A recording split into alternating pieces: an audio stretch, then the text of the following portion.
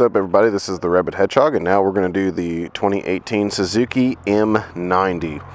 So we'll go ahead and get up on this one here. It's got a primer light on it for the fuel injections, what that shows. So it is primed up and good to go as it turned off. Turn signals bright and neutral, obviously in the middle. Have an oil light, temperature light up here, and then you do have, let's see, that's your flash to pass, regular brights, hazard, left, right, off, horn, and then of course pull in your clutch to start, even in neutral, like most Suzukis. And then you got odometer, trip 1, trip 2, clock, back to odometer, and then a digital fuel gauge and an analog speedo. So very simple motorcycle setup.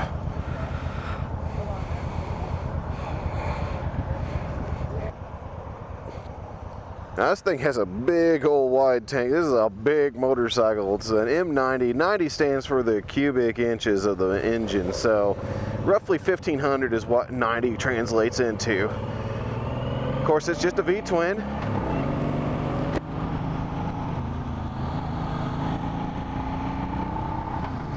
Boy, this thing's a big commanding presence on the road though. You have this massive wide tank. It sits you down on top of the motorcycle. Legs are way apart. You got forward mounted pegs. You're in the absolute classic cruiser position. You can see the arm is down and then straight out. Absolute classic position here for a cruiser.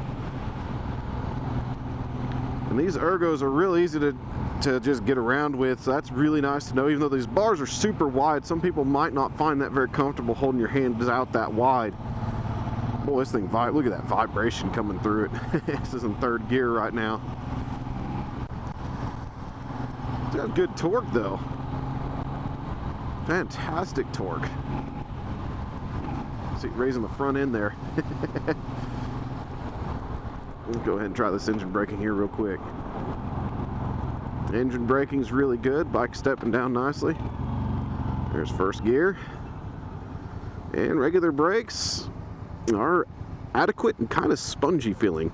So the brake lever, as you can see, very spongy, comes almost back to the hand grip there. And then you don't got very much room actually down here for your feet. Surprisingly, despite the size of that peg, I can't really get, like if I'm in riding configuration, I have to kind of kick up and hit the back end of the exhaust there, or my boot on the exhaust. But big feet problems, right? And just move your foot up to fix that.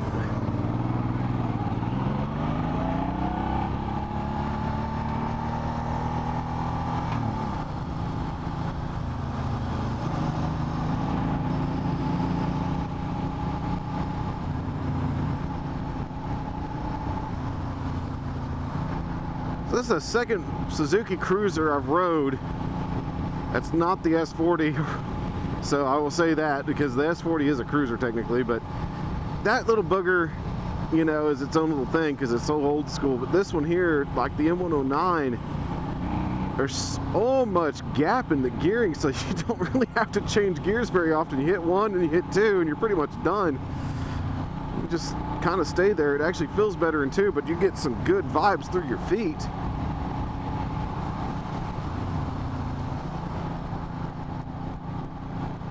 But it's got some potency to it.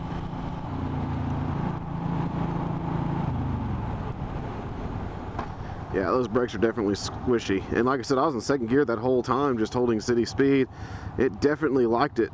Now, there's no tachometer, so I couldn't tell you what its RPM was at that time. But these brakes are not the best.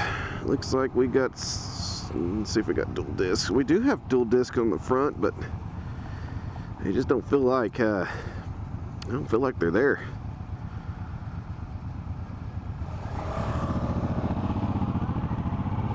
That's gonna be my only complaint on it so far.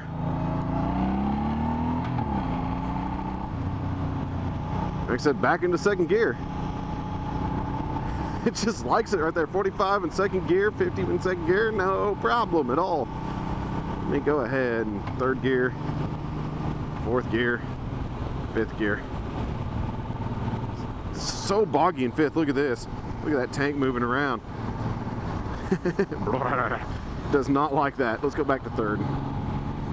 Third still got a lot of, feels like it's bogging in third still, even at 45, 50. This engine feels like it wants to go faster, and it likes to be spun up more basically than it does in the lower rev. That's not a big problem at all. It's just kind of interesting. Let's get some bumps here. Get some good idea here. This suspension's really good. Suspension's actually really nice, and it is an inverted fork on this bad boy here. Super comfortable. I mean, I don't mind being kind of spread out like this. I'm a bigger dude though, so this is kind of like my riding style right here. Get out here and be a big man here. That big bump didn't really throw me off the seat either. That was nice. That engine braking just wakes you up. Very good engine braking. More to be desired though on the front and back brakes though. Due to the wide handlebars, you actually do have very good visibility out of the mirrors once more. Definitely see everybody around you. Clutching, or the clutch position when you come out into the friction zone, you're going to get almost there, just past halfway, and then you finally get that catch on your friction zone. So you got a little bit of travel on your clutch before you get there.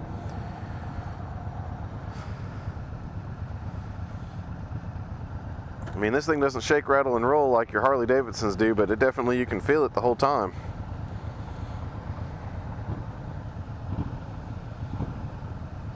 Kind of a nice sound to it for stock exhaust. Hear a little bit of rumble.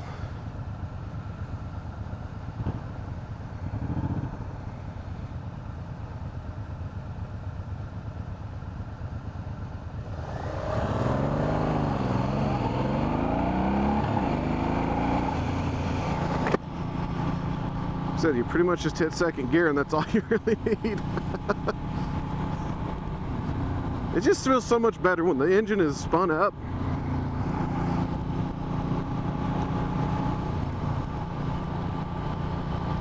When the engine is completely spun up and then it's in that power band, I mean, you can see this bike lurches and jumps.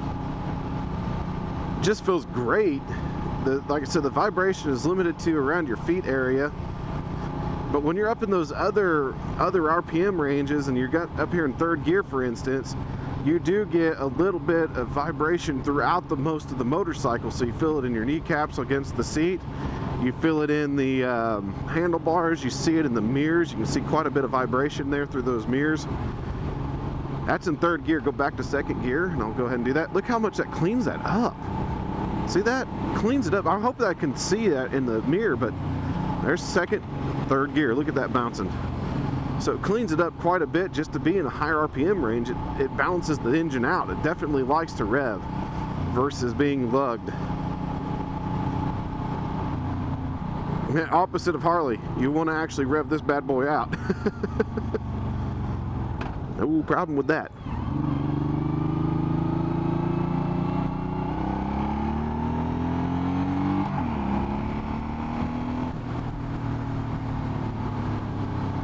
Bike accelerates very nicely though. I mean, it's a very competently powered bike.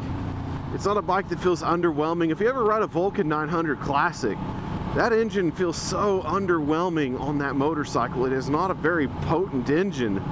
But this one here, I don't know, there's a big difference between 900 and 1500, but this one feels more modern. It feels a little bit better.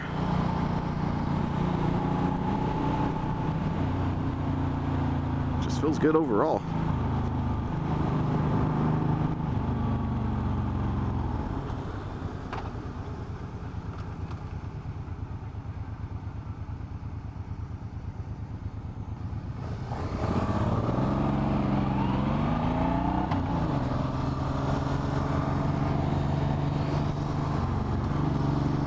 And for such a big gal, she actually turns rather well too.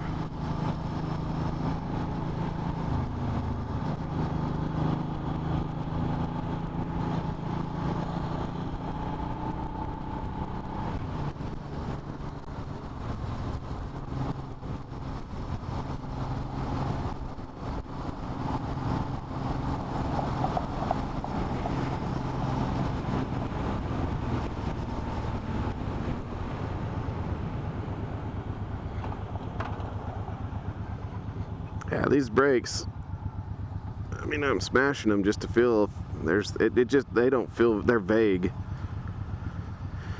Very vague braking on this motorcycle.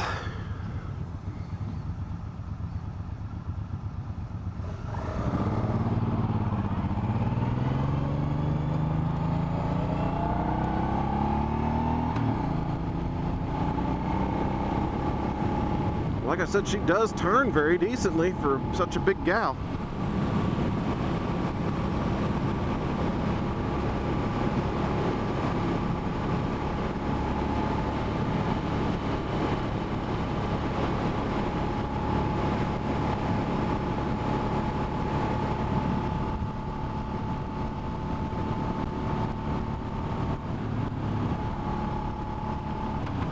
You really don't need it. I mean, why do they make this thing a 5-speed motorcycle? They should just go ahead and make this one a 2-speed, for goodness sake. It just feels so much better in that range.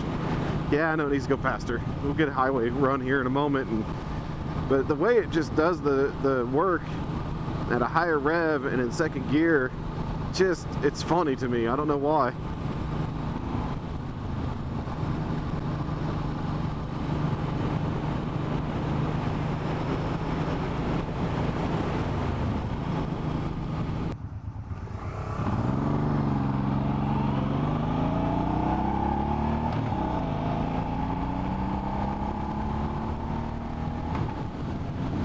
It's just awesome. You get up to like 60 miles an hour in second gear and it just feels so great because this bike doesn't vibrate at all when it gets up in those revs.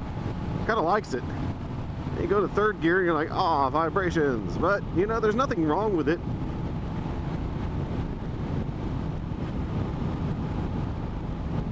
And the seating is so comfortable on this motorcycle. I just don't have any complaint about it. Nice cushy seat. Suspension very good. I'm hitting these broken roads on purpose on the bumps and takes it like a champ.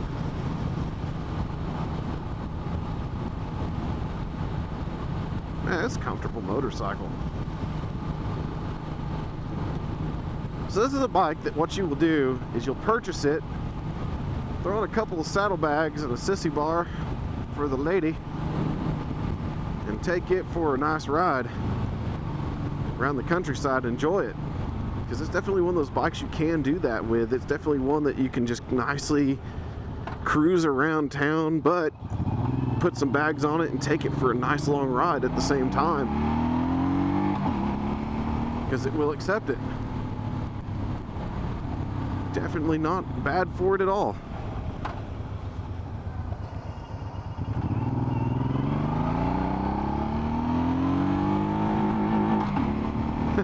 Found the rev limiter.